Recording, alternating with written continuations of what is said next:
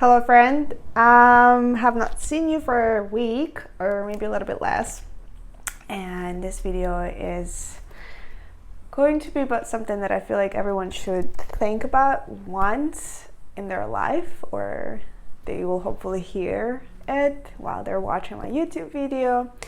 And this is an answer to a question that I feel like some people might ask, like, why would you read books?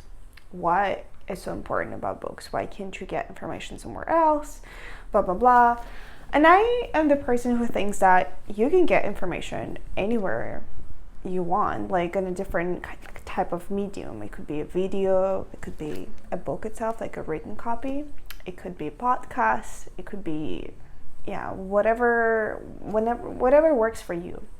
But I just want to focus today a little bit on the idea of why would we read books? Like, what is so special? What actually pushes people to write books? Because if you think about it, how much effort it takes, it's a lot, okay? And let me tell you how I came, like, what's my story with books? What's my relationship is like with them? And how I got to the point where I believe that books actually helped me so much in my life that they actually changed my mindset. And this is the reason why I keep reading them right now. And even though I have the moments where I don't, even though, like, every time I read a chapter from a book, and I honestly focus on self-help, psychology, money, business kind of books. I like reading science, like some statistics and stuff, but not that much. Like, I like reading about the things that are very important to me, or they're very interesting to me.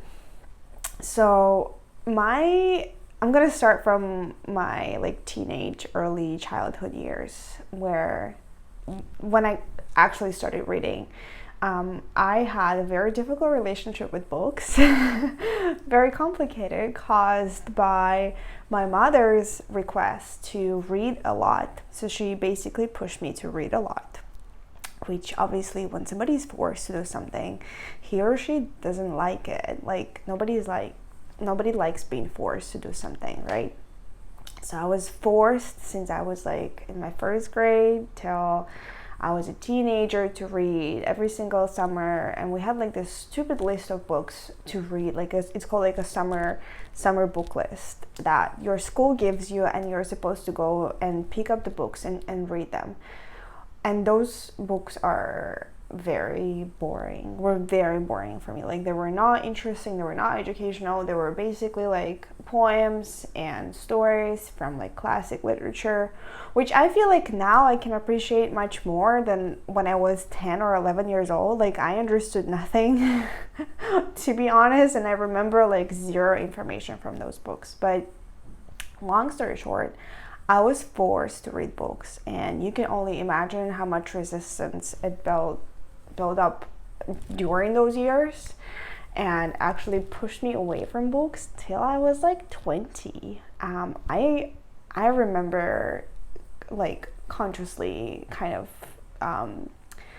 with the desire to read, like, the first book I read with the full desire to read it was when I was 20 years old, which is a little bit old, I think. I feel like a lot of my peers found books that they liked, found the authors that they liked earlier. Well, actually, I'm kind of lying. So I feel like the first books I read, those were written by Haruki Murakami and Paulo Coelho. I liked those when I was, like, 18, 19.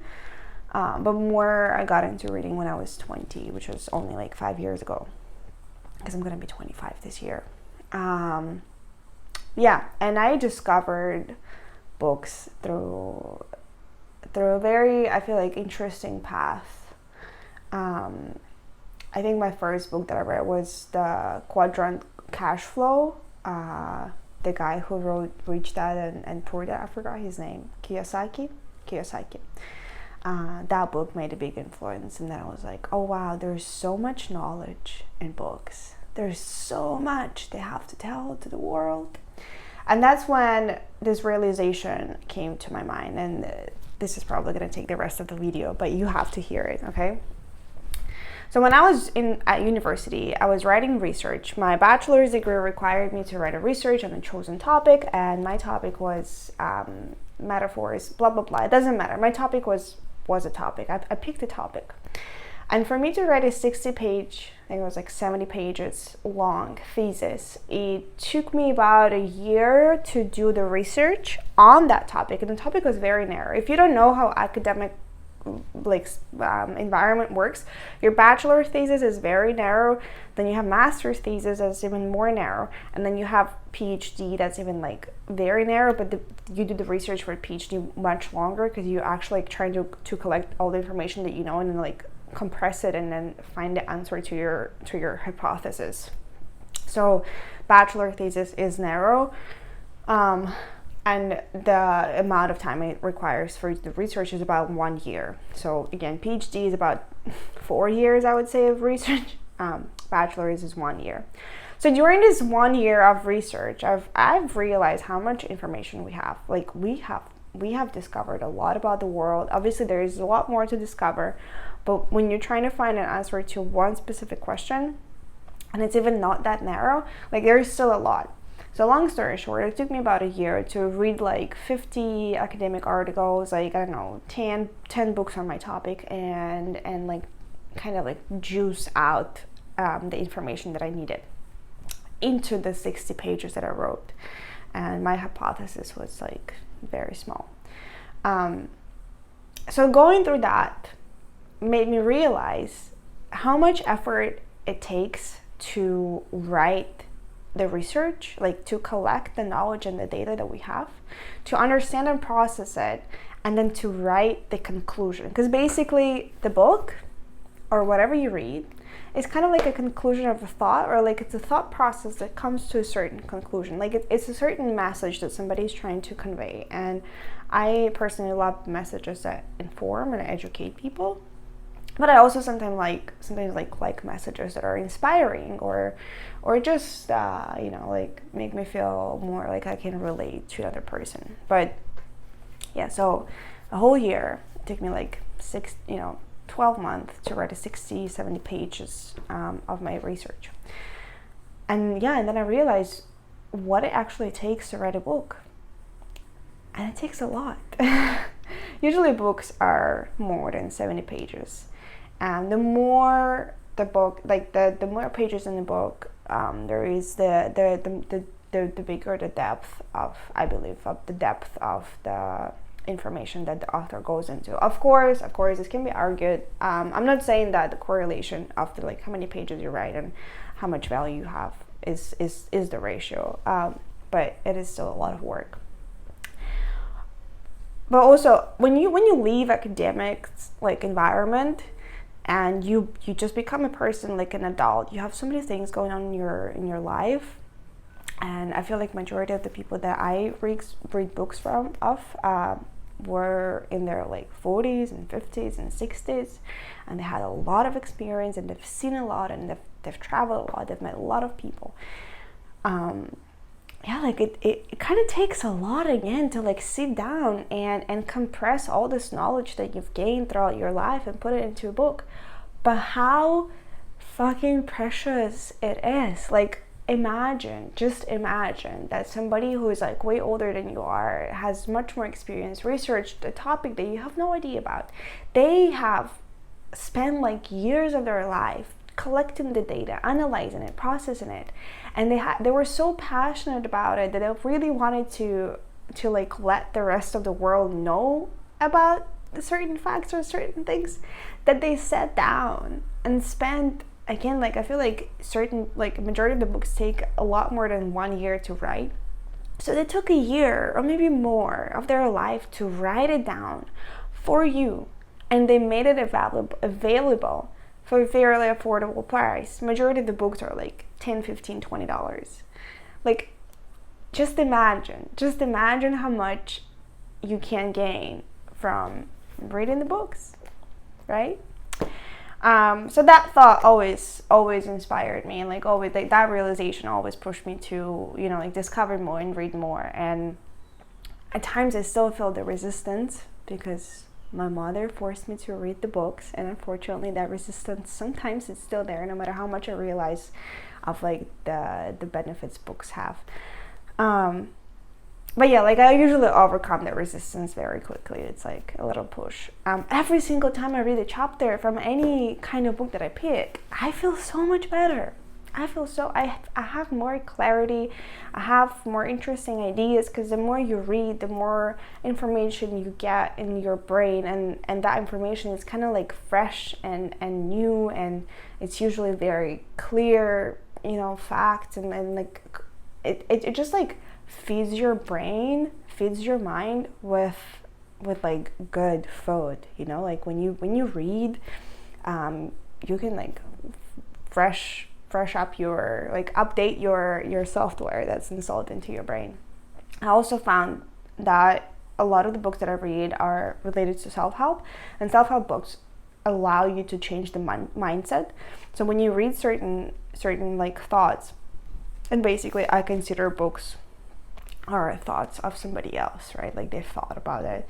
When you read certain thoughts over and over and over again, and you repeat them in your head because you're reading them inside, like kind of silently, they become your reality as well. Like they change the way you are. They don't change who you are, but they usually change the way you act or react to things. They change your mindset, and 99% of the time it's the change towards the better. Like it's a positive change that allows you to see the world from a bigger perspective, from a more mindful perspective. Like you, after reading books, like you understand so much more of, again, a particular topic or a particular thing that you wanted to know more about. So it's such a great resource that I feel like everyone should use. I know books are not for everyone, but I believe everyone should give it a try. I'm gonna wrap up here. This video is gonna be a little bit long. You actually are in my bedroom, which is a new light. I have the lights. I love them. I actually like this picture much more. So yeah, I hope this is going to be inspiring for somebody. I hope that you guys are going to read books. This is not like, oh, Ted, like you have to read. Like I'm not enforcing, but I do believe books have a lot of value. And personally for me this year, I feel like the reason why I'm making this video is because I kind of want to update you on where I was a year ago and where I'm at right now, and everything that's happening in my life. Like I want it to be almost like a diary or like a conversation happening every week, with the purpose of helping somebody, like in case they want to, be so. Anyways, long story short, a few months ago, I started reading books on self-help again, because I was like in this kind of like negative mindset, and I was like, I need to get out. I don't know how to get out, so I'm gonna go and read books on how to get out of that negative mindset.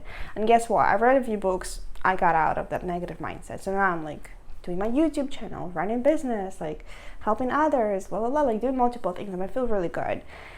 And it's all because the books allowed me to see the world from a different perspective, from a more positive perspective. So I hope this video encourages somebody who is either struggling or going through something. If you have a library, and I believe majority of the cities have big libraries available for free to access, like books, go read classic literature, classic self-help book literature. I can recommend you a list if you want. I feel like I have a list on my Instagram. I had it though. I can repost it if you want. But there are so many books available for free that you can read that can support you on the way of you getting better. They can be just like your friend sitting there and like reminding you of the positive sides of things, like how mistakes can be converted into your strength, how people that leave your life left you for a reason. Now you have more time to invest into yourself, or like your passions or your interests, and so on and so on. So again, books are just such a great resource that I think we start not like we kind of start forgetting about it. So I hope this video is going to remind you of that great resource that you can use to support yourself. I love you, and I hope you're going to have a beautiful rest of your week. Bye.